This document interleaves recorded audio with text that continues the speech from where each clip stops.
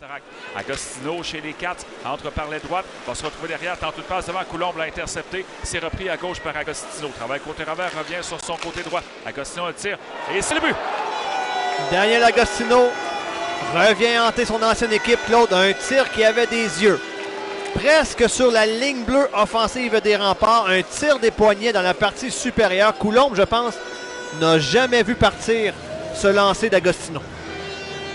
Cette rondelle-là, quand tu dis qu'elle avait des yeux, elle a terminé sa course dans la partie supérieure, au-dessus de l'épaule droite du gardien des Cataractes. Un tir côté rapproché d'une telle distance. D'habitude, c'est un arrêt facile pour un gardien comme Antoine Coulombe, mais il y a un proverbe qui dit « Un gardien ne peut pas stopper ce qu'il ne voit pas ». Et dans ce cas-ci, il y avait de la serpillère devant le banc des punitions. Les Remparts reprennent la rondelle. La passe au centre, rondelle frappée au vol par Théo Rochette. Ça s'en va dans le coin à l'aile gauche. Raphaël Mezalsoa bataille avec Rochette. C'est ce dernier qui a la rondelle. La passe à Komarov. Un tir et le but. 2-0 Remparts. Cette fois-ci, un bon tir de Komarov qui bat Antoine Coulombe sous le bloqueur. C'est une scène, Claude, qui commence en raison de 2 revirements des Cataractes. Tu sais, tu ne pourras pas éviter des revirements face à une équipe aussi puissante que les Remparts, mais tu peux en diminuer la portée. 2 revirements avec des petites passes molles du revers qui ont été interceptés. L'attaque des Remparts s'est déployée et ils ont été chercher le deuxième but. Oui, et ce but-là survient un peu plus d'1 minute après le premier. Il reste 13 minutes 5 à faire en première période. La bonne nouvelle pour les Cataractes, c'est que là, il y a une pause de 45 secondes qui s'en vient dans pas long. Sans la grille, évidemment, il avait reçu quand même quelques bonnes taloches pendant le combat en question.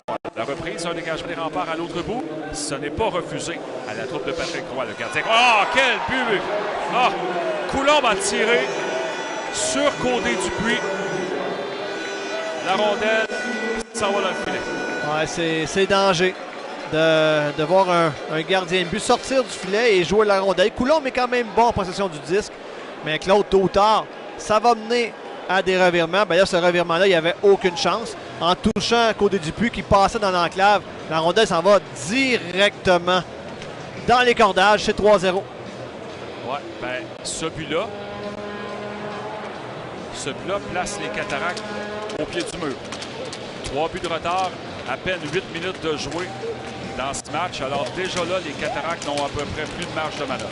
Ben, surtout Ménard, qui revient derrière le filet, ressort de l'autre côté. Toujours Ménard avec la rondelle, cherche quelqu'un à qui le remettre. Ça s'en va à la pointe gauche vers Félix Lacerte. Lacerte revient vers le centre. Lacerte, un tir et le but! Félix Lacerte.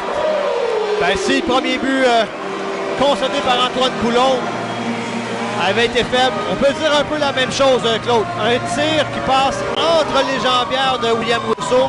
J'ai hâte de voir à la reprise si ce tir a été dévié, mais je pense pas. Je pense qu'il appartient bel et bien à la recrue de 16 ans qui bat Rousseau d'un tir d'environ 25 pieds entre les jambières. Oui, bien, ce but-là, qui redonne espoir aux Cataractes et à leurs partisans et surtout redonne vie aux partisans. Il y avait un joueur des Cataractes devant le filet, un défenseur des Remparts également. Est-ce que ça a été touché?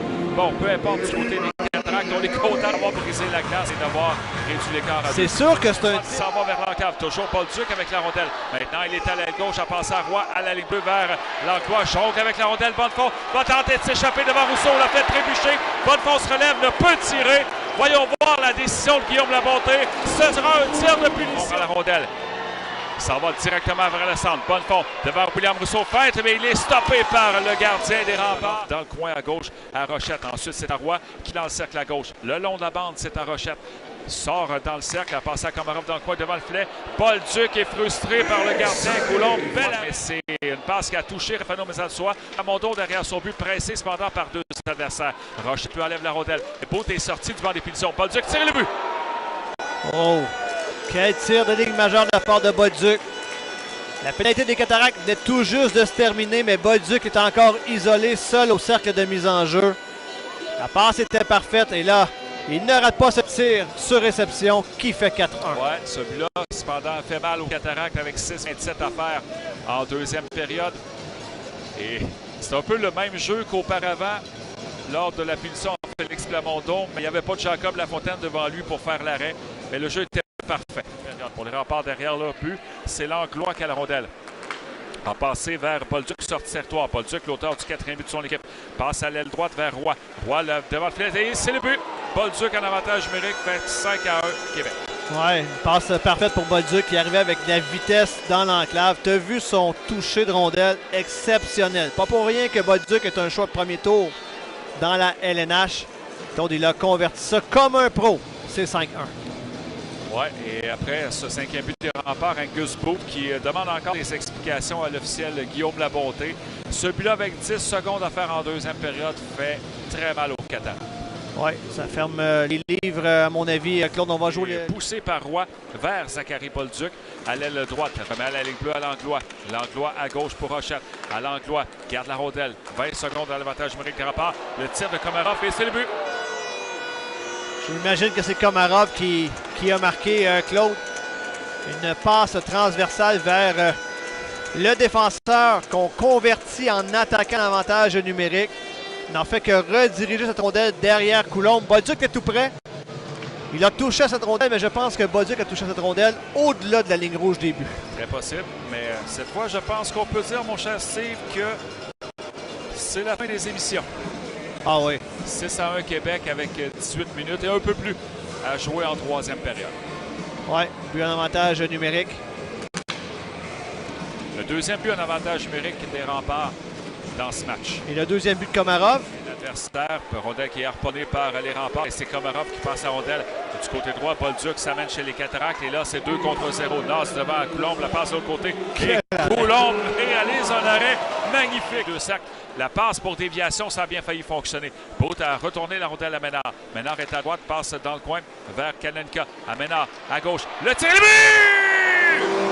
Léo Braillard. But marqué en double avantage numérique. Très belle passe d'Isaac Ménard là-dessus. Aucune chance pour Rousseau, même si Braillard a jonglé pendant une seconde avec la rondelle, Claude. Il a quand même réussi à battre Rousseau. C'est 6-2. Oui, un but du jeune Suisse qui n'aura pas d'incidence sur le résultat du match. Mais au moins, ça donne confiance à l'avantage numérique des Cataractes. C'était à 5 contre 3. Il reste encore 2 minutes 50. Étienne, la ligne bleue vers Raphaël Mizassoa. Passe à Étienne sur réception, ça a été bloqué. Ça s'en va à l'aile gauche. C'est repris par les Cataractes avec Dastou. Le tir et le but! Loris Raphaël Mizassoa. Deuxième but marqué par les Cataractes en avantage numérique. C'est 6-3. 6 minutes 13 à faire en troisième période. Et ça, c'était dans la deuxième portion de la punition à Zevolod Komarov. Il restait 1,57 à l'avantage numérique des Cataractes. Alors, 6-3 Québec. Et là, changement de gardien du côté des Remparts. Ouais, écoute, j'ai de la misère à comprendre, là. 6-3. Et on sort William Rousseau du match. Ouais, Quentin Miller qui fait son entrée dans le match à la suite de ce troisième